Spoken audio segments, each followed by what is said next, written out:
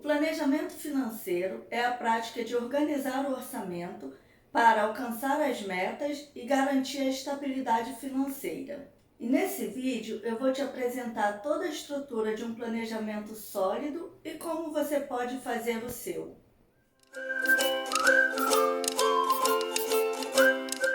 Independente da sua ocupação, idade ou aspirações, a habilidade de elaborar um planejamento financeiro sólido e de manter um controle eficiente dos gastos é importantíssimo para a realização dos seus objetivos pessoais ou familiares. No entanto, gerenciar o seu dinheiro de maneira eficaz nem sempre é uma tarefa fácil e simples para a maioria das pessoas.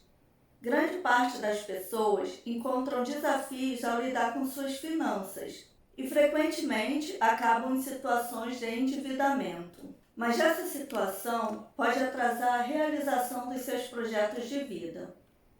O planejamento financeiro consiste, então, em um conjunto de estratégias que nos auxiliam a otimizar o uso dos nossos recursos financeiros. Isso engloba desde a definição de metas e objetivos claros até a parte prática de organizar as finanças e criar um orçamento que viabilize a concretização desses objetivos. Em essência, ele desempenha o papel de um roteiro que nos orienta na concepção e na conquista de metas e sonhos relacionados ao capital financeiro. E quem não tem metas e sonhos, não é mesmo?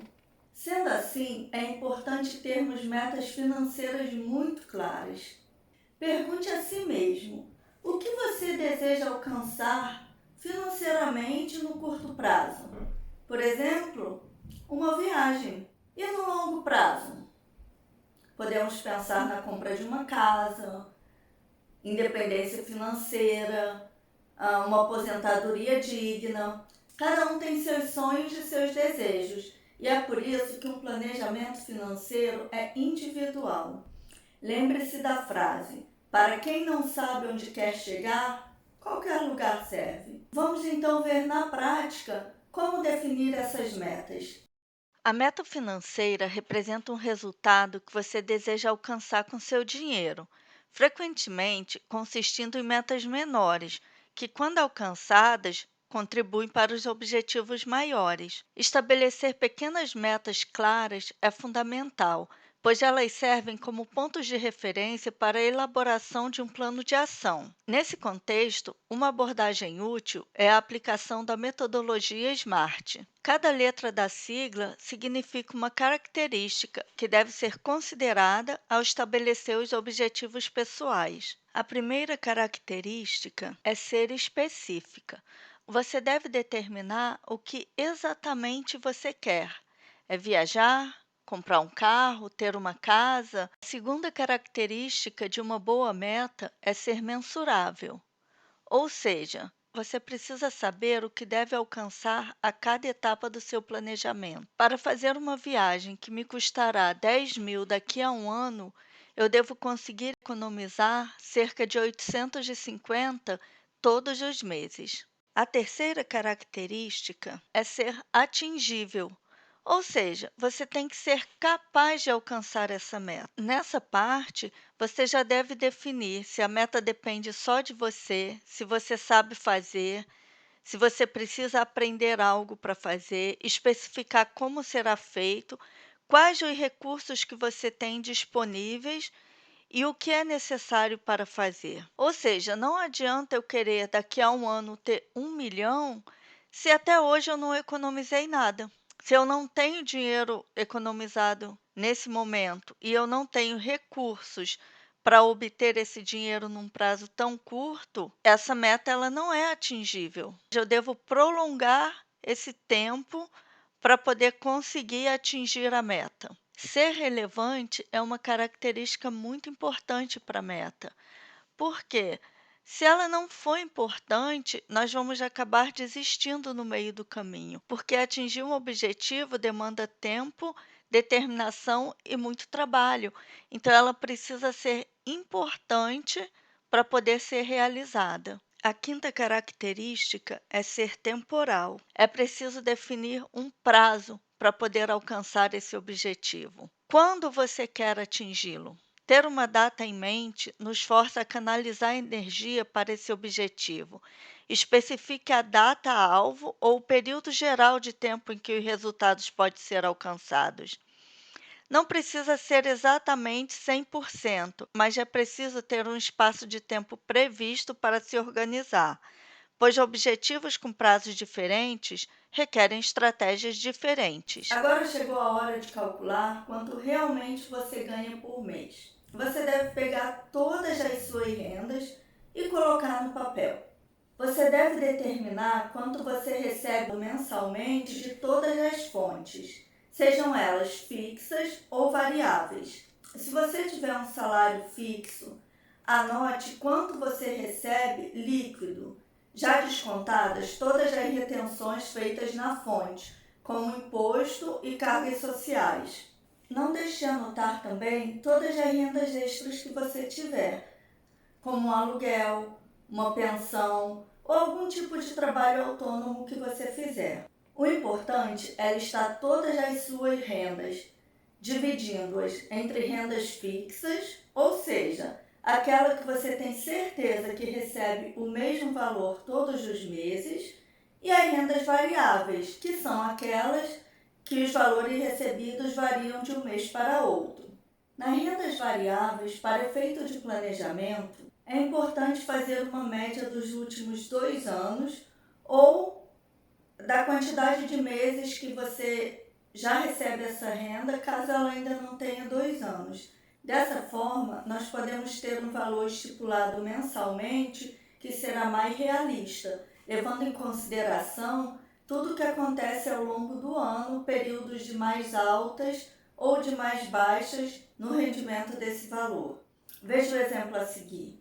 Nesse exemplo, nós temos 16 meses de renda líquida da venda de sabonetes artesanais. Os 16 meses totalizam 2.240. Se dividirmos esse total de 2.240 por 16, nós obtemos 140, que equivale à renda média por mês. E se nós pegarmos esses 140 mensais e multiplicarmos por 12, nós obtemos o valor previsto para um ano completo, que nesse caso seria 1.680. Depois de listar todas as suas fontes de renda, chegou a hora de listar todas as suas despesas. Registre todas as suas despesas mensais, desde despesas fixas, como aluguel, contas de serviços públicos, empréstimos, até despesas variáveis, como alimentação, transporte, entretenimento. Para facilitar, use extratos da sua conta corrente, extratos do cartão de crédito e recibos. Dessa forma, você vai ter uma visão bem clara de tudo o que foi gasto durante o ano. Mas atenção, é preciso fazer uma lista com as despesas de um ano inteiro. É preciso saber quanto você gasta do dia 1º de janeiro ao 31 de dezembro. Não se esqueça daquelas pequenas despesas que nós sempre temos e que nunca pagamos nem no cartão de débito nem no cartão de crédito. Por exemplo, gorjetas, esmolas, mesada dos filhos ou qualquer outra despesa que você tiver e que não tenha sido listada ainda. Agora que você já listou todas as suas despesas, vamos separá-las por categoria. Essas categorias vão depender muito do tipo de despesas que você tem, mas eu posso citar como exemplos transporte, moradia, alimentação, educação e lazer. Se o seu banco ou o seu provedor de cartão de crédito já dividirem suas despesas em categorias, isso vai facilitar muito o seu trabalho. Eu, por exemplo, uso o Banco Tangerine, que é um banco por internet, e ele oferece esse serviço gratuitamente. Então, quando eu faço uma busca por minhas despesas, ele já coloca em categorias, segundo as categorias que eu pré-defini, e já adiciona o valor do período em que eu estou fazendo a busca.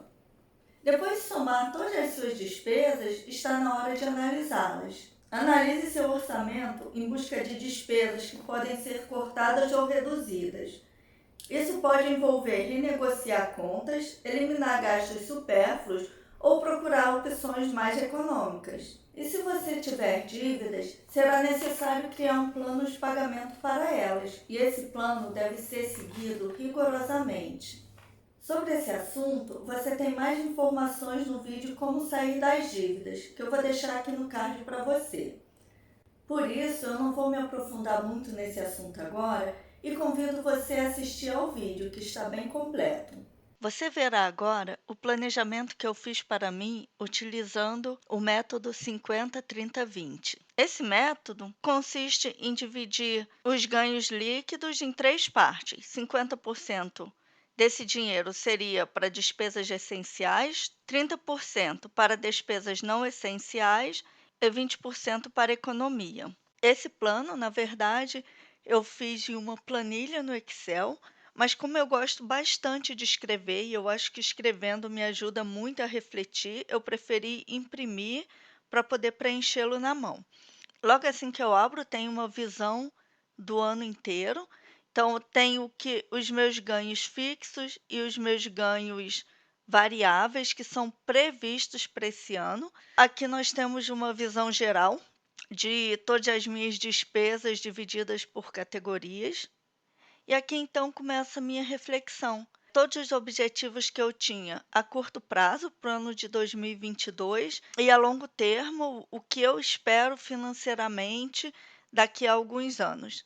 O mês a mês é muito parecido com aquela página principal, só que eu coloco o que realmente aconteceu no mês. O que estava previsto para aquele mês, o saldo do início, no mês de janeiro não tem nada, porque eu estou começando, o que eu utilizei no mês e o que sobrou no final. E na página seguinte tem um resumo de tudo, com o saldo e minhas reflexões do mês. No mês de fevereiro, eu começo com o saldo que foi o saldo do fim do mês de janeiro. Na página seguinte vem novamente o resumo do mês e minhas reflexões, e assim eu fui fazendo mês a mês até chegar ao fim do ano. Com seu planejamento financeiro em mãos, sua vida financeira vai começar a fluir com muito mais leveza. Mas não deixe de revisar o seu planejamento todos os meses, para garantir que você está seguindo o seu orçamento e também para fazer ajustes conforme o necessário, levando em consideração as mudanças nas suas rendas ou nas suas despesas. Lembre-se que seu planejamento financeiro é uma ferramenta dinâmica. À medida que sua vida e as suas metas mudam, o seu plano financeiro também precisa evoluir. A disciplina e a consistência são fundamentais para alcançar um sucesso financeiro a longo prazo. E se você gostou desse vídeo, não esqueça de deixar o seu like e de se inscrever no canal.